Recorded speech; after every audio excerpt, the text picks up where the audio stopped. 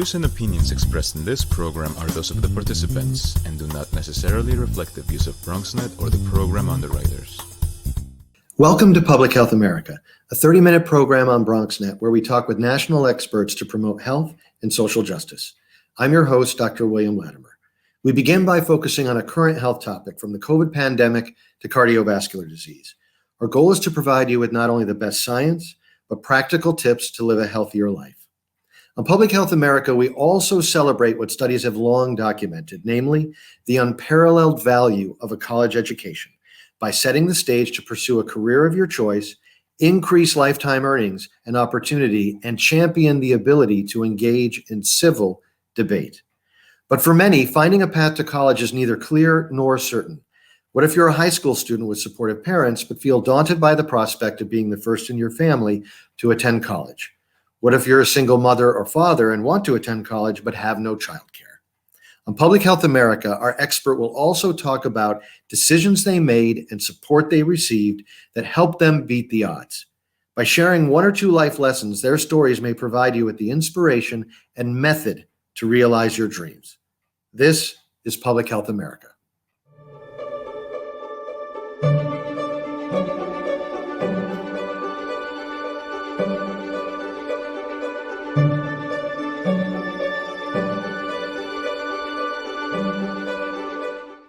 Welcome to Public Health America. I'm your host, Dr. William Latimer. It's a pleasure to have Dr. Mariana Binlas, Assistant Professor at Vanderbilt University, Department of Pathology, Microbiology, and Immunology. Mariana, pleasure to have you today. Thank you. It's a pleasure to be here.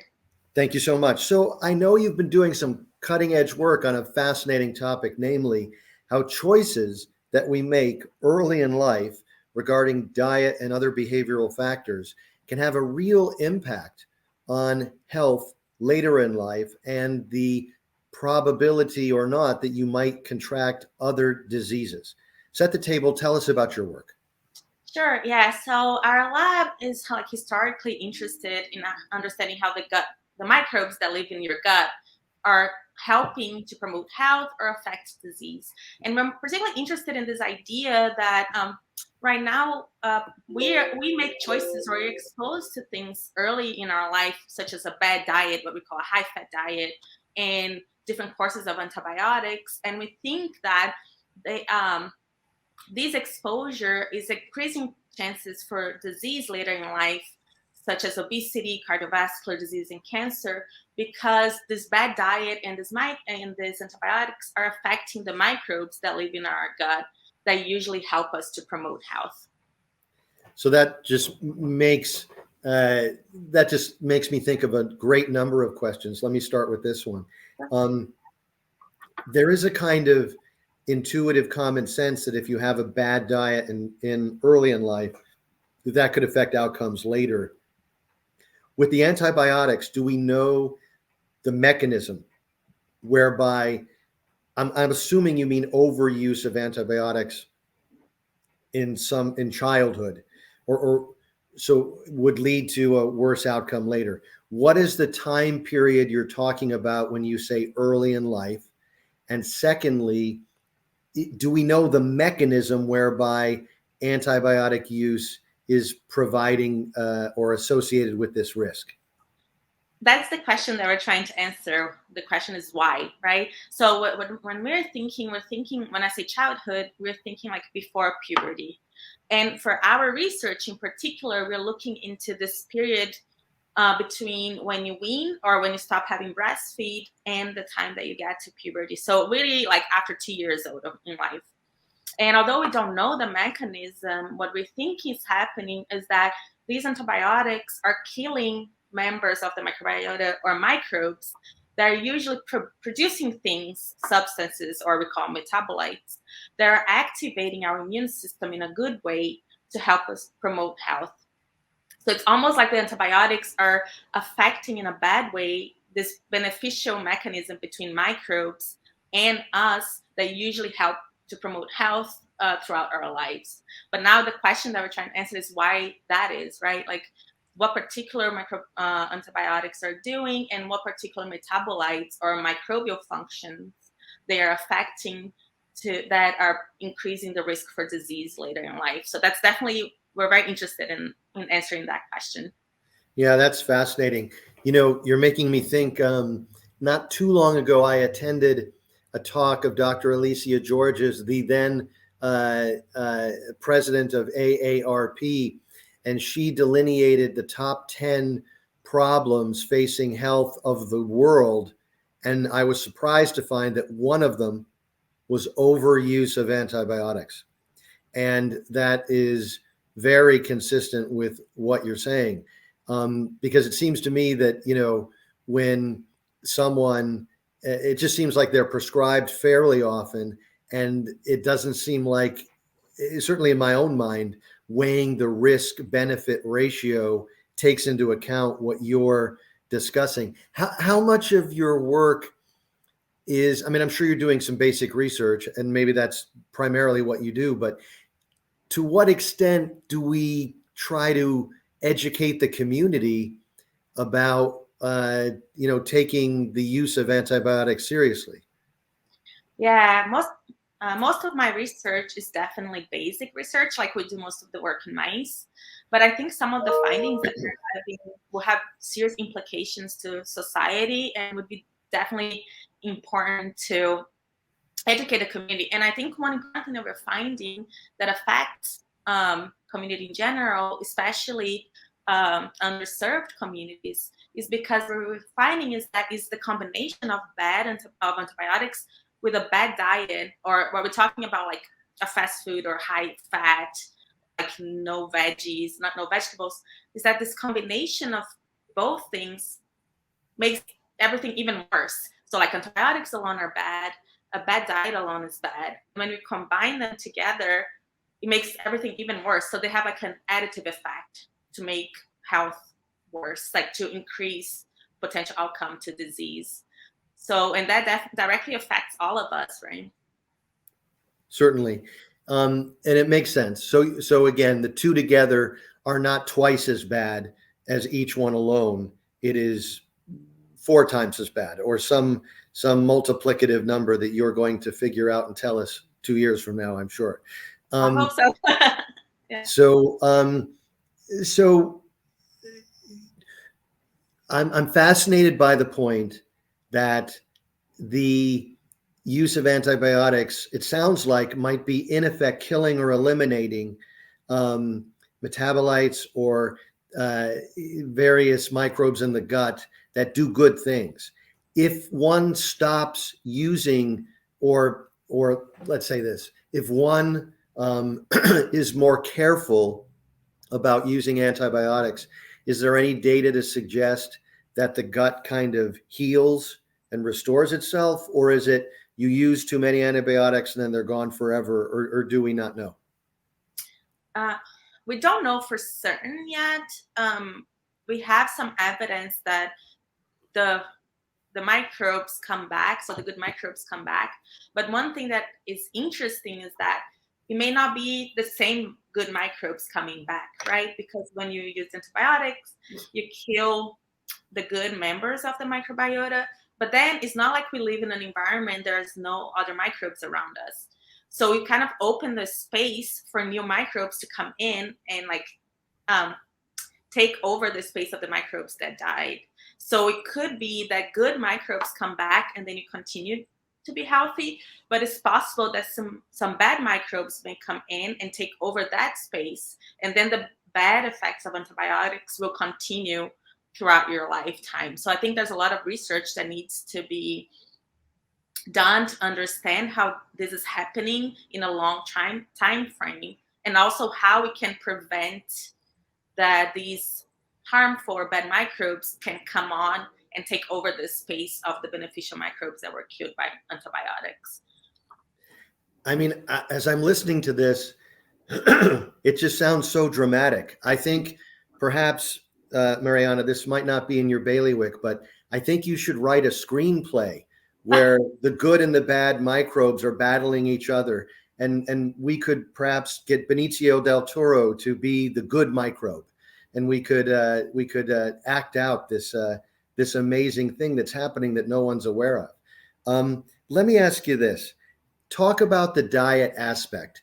We know we've had many guests on this program that talk about the epidemic of obesity throughout the United States, everywhere, but that also in urban areas where there are, whether we call them food deserts or lack of access to healthy foods, that it is even disproportionately worse.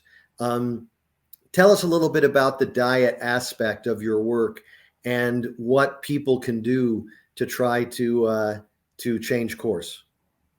Yeah, sure. So our work is really looking into these diets that are high in fat and saturated fats and low in fiber, which comes from vegetables, right? So we're really interested in looking at what's happening in the gut, in your intestines when you eat that diet for a long period of time.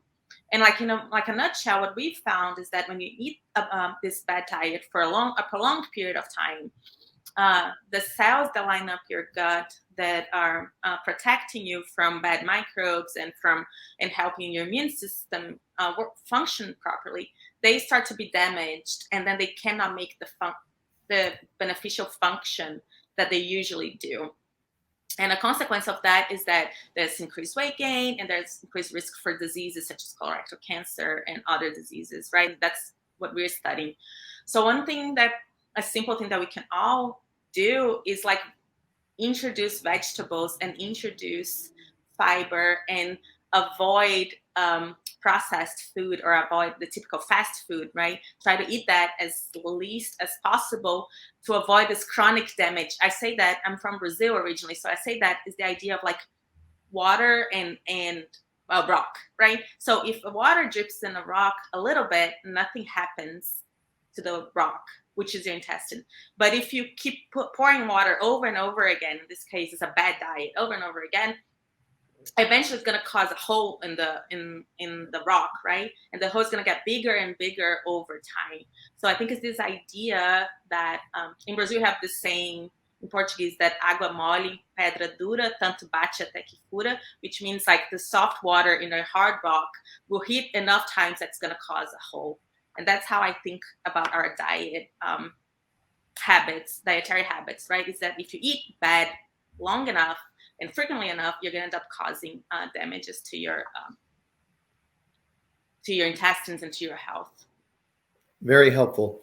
We're going to take a quick break. When we return, Dr. Mariana Bin-Laas will tell us a little bit about her personal journey and how a liberal arts education and her education generally provided the basis to set the stage for this great career and the work that she's doing.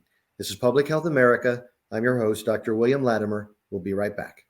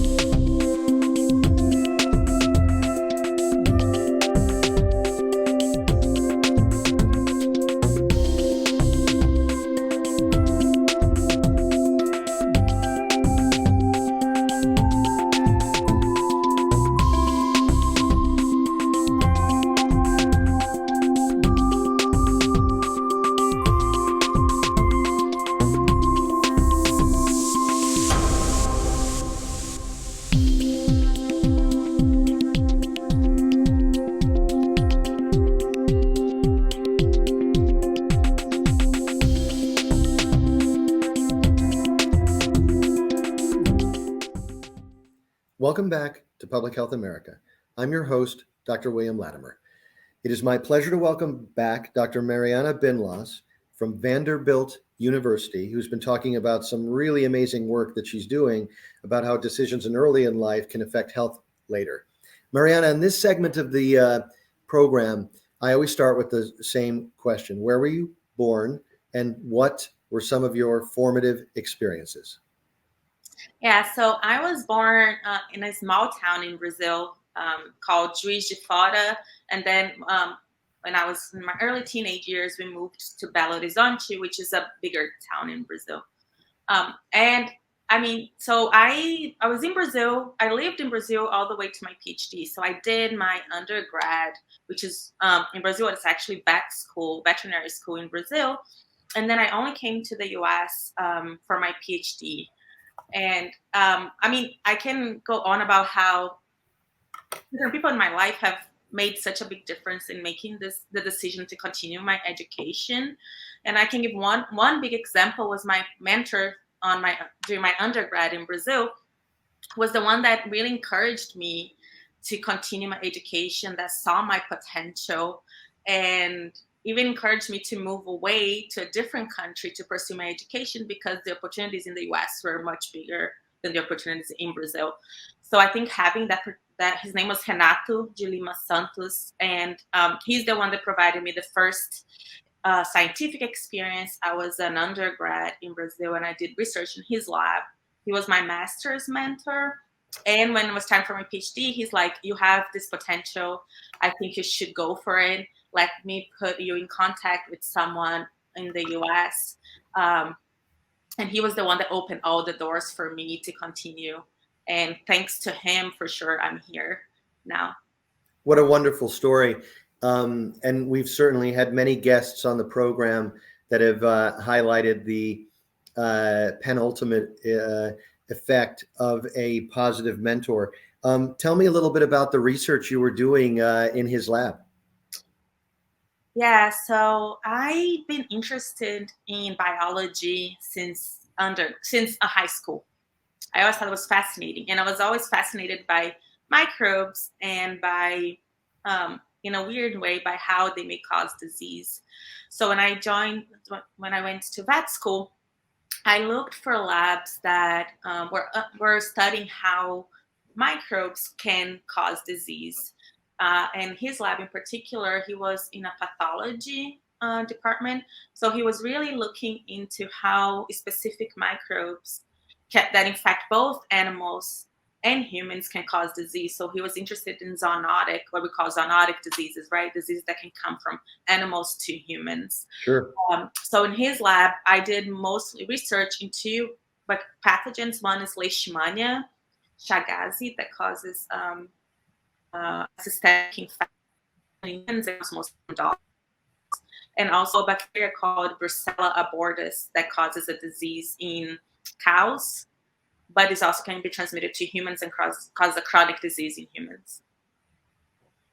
Fascinating work.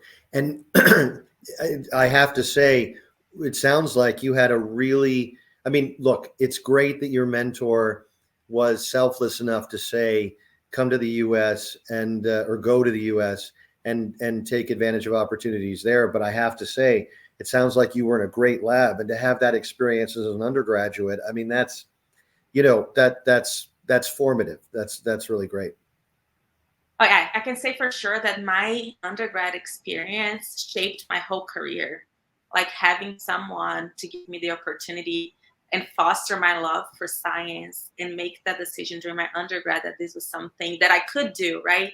Even though I think sometimes you think you're not capable of doing it, that you may have had difficulties in your life that make it harder for you to achieve your goals. I think that my overall experience in undergrad, before coming to the US, and even having people in my life that saying you're capable, you can do it, and you can put in the work to achieve things that most people in your life have not, made a big difference. Like I also started that, like my grandmother in Brazil, she was given away by her biological parents, when she was 8 years old, and then she was adopted, and she ended up not being able to continue education. She always told me, like, I loved going to school. She's such a brilliant woman, but she just did not have the chance at the time.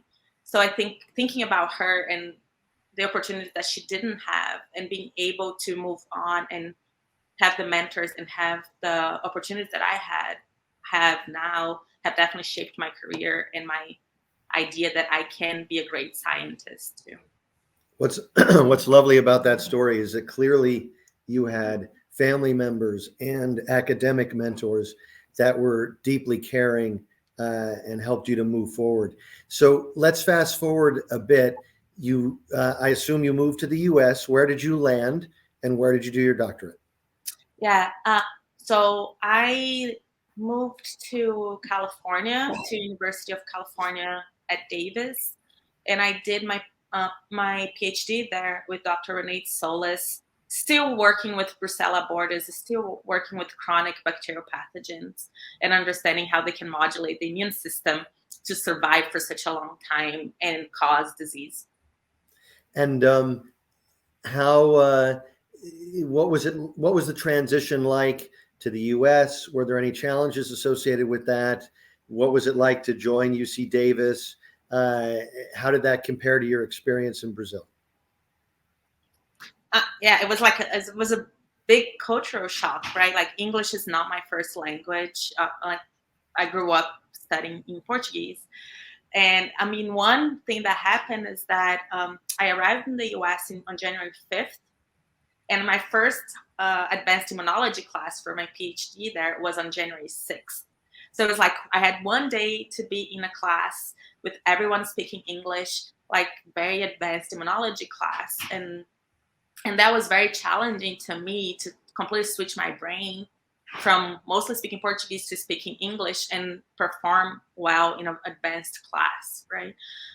And other than that, it was like most people didn't know me or my abilities. So definitely I had to prove myself a lot and show that I was capable, especially in the beginning, to show that, like, even though I came from a different country with a different education, that I was capable of doing the work.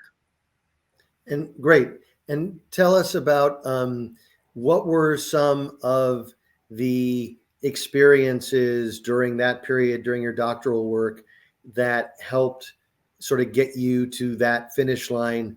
And then what were your next steps? Did you do a postdoctoral fellowship? Did you go straight to an academic position?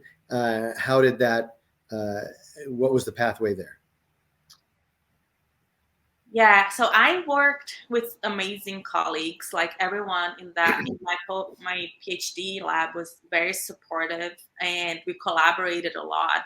Like, I felt comfortable to ask for help when I needed help, or to be clear that sometimes I didn't understand something. So both my PhD mentors and everyone that was in the lab with me were very helpful. And I think that definitely made it easier to complete my PhD and continue. So after my PhD, I really decided that I wanted to continue an academic path. I enjoyed mentoring students. I enjoy the curiosity of being in academia, being able to answer the questions that I was interested in. So I ended up deciding to do a postdoc. And I actually stayed at UC Davis for my postdoc, which is not the most common thing to do in academia. But I stayed there and did my postdoc with Dr. Andreas Baumler, also at UC Davis. Sure. And you make a good point. I mean, it just, again, for the listeners that we're hoping are going to go to college and then go on, there's a tension, I think, understandably, of I've done my undergrad, I need to get a job, I need to support my family, etc. And that's a fair tension, and it's real for so many students, particularly students in urban areas. Yet at the same time, I don't think I've ever had a situation, right or wrong, where I didn't say to a student, you might want to seriously consider going on to graduate school, because at the end of, and then to a graduate student, you might want to seriously consider a postdoctoral fellowship. And what typically happens is the student will say, yeah, but I want to get to work. And that's a good instinct. That's a great instinct. But what your success demonstrates is that by taking the time and really, focusing on your own education for a while, getting publications out, et cetera, whatever else you did, that it sets the table for, and this is the beauty, in effect, no ceiling. And what I mean by that simply is that you can do anything. You've achieved a certain level of academic excellence that really allows you to do whatever you want to do. And the rest is just up to your industry and your talent. And obviously, you're making the most of that. Let me ask this. If you were to give advice to either a young person or a non-traditional age student in the Bronx or any other urban area of what they need to know to make it to college, what college will mean to them, and what to succeed, what would you say? I would say believe in yourself, find the right mentors, the right people that will support you through the path, and believe that although this is a long path, it will get you to places that you thought you could never be, and that those places are not only gonna make your life enjoyable and have a good life, not just salary wise, but in general, it also give you the chance to impact the next generation of people that look just like you, and give them an idea that whatever they want to do is also possible. So it's definitely, I say, keep going, believe yourself, work hard, find good mentors, and you all come together in the end. Wonderful advice. I want to thank Dr. Mariana Binlos, Assistant Professor of Vanderbilt University, Department of Pathology, Microbiology, and Immunology. I want to thank our listeners for tuning in. This is Public Health America. I'm your host, Dr. William Latimer. Take care. See you next time.